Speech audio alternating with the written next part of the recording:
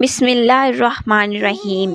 امام زین العابدین فرماتے ہیں کہ جب نوح علیہ السلام کشتی بنا رہے تھے تو ایک مومنہ بوڑھی عورت روزانہ اللہ کے نبی کے پاس اپنی گٹھڑی لے کر آتی اور کہتی، اے اللہ کے نبی، کب کشتی روانہ ہوگی؟ نوح علیہ السلام فرماتے، ابھی دیر ہے۔ تو وہ عورت شام تک بیٹھی رہتی اور پھر اٹھ کر چلی جاتی۔ ایک دن نوح علیہ السلام نے فرمایا کہ اے عورت، جب جانا ہوا تو تمہیں بتا دیا جائے گا۔ یہ عورت واپس چلی گئی اور انتظار کرنے لگی کہ کب نوح علیہ السلام بلائیں گے۔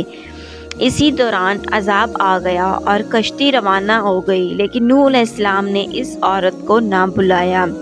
جب طوفان تھما تو ایک دن نوح علیہ السلام کے دل میں محبت اٹھی کہ شہر کو دیکھوں کہ جہاں سے چلا تھا وہاں آئے، اور قریب جا کر دیکھا تو ایک جھونپڑی میں دیا جل رہا تھا۔ نوح علیہ السلام یہ دیکھ کر چونک گئے کہ روئے زمین پر کوئی ایسا گھر بھی ہے کہ اتنے عظیم طوفان کے بعد بھی جس میں چراغ جل رہا ہے۔ انہوں نے وہاں تکبیر بلند کی تو وہ عورت سامان لے کر آ گئی اور کہنے لگی کہ اے اللہ کے نبی، کیا کشتی تیار ہے؟ چلیں۔ نوح علیہ السلام نے حیرت سے اس کو دیکھا اور کہا کہ رکو بڑھیا، کیا تمہیں کچھ بھی پتہ نہیں چلا؟ وہ کہنے لگی، اے اللہ کے نبی، کیا پتہ نہیں چلا؟ کہا، اتنا بڑا سیلاب آیا، بارش آئی، تمہیں کچھ بھی پتہ نہیں چلا؟ بڑھیا کہنے لگی، اے اللہ کے نبی، بس ایک دن بادل گرجے تھے اور کچھ ہلکی سی پھوار پڑی تھی۔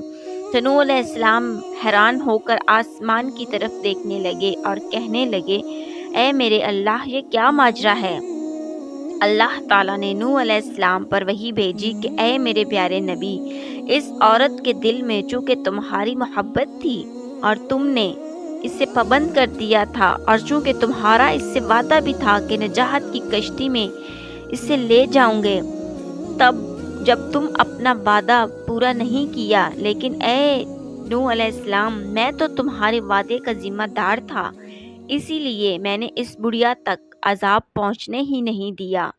امام سجاد علیہ السلام نے پاس بیٹھے اپنے مومنین سے فرمایا، مومنو، یہ حدیث قیامت تک کے مومنین تک پہنچانا تم پر واجب ہے۔ انہیں بتا دو کہ جس نے ہم سے محبت کی، قیامت کا عذاب ضرور آئے گا، لیکن جیسے اس بڑھیا کو پتہ نہیں چلا، ہمارے مومنوں کو بھی پتہ نہیں چلے گا کہ کب قیامت آئی اور کب چلی گئی۔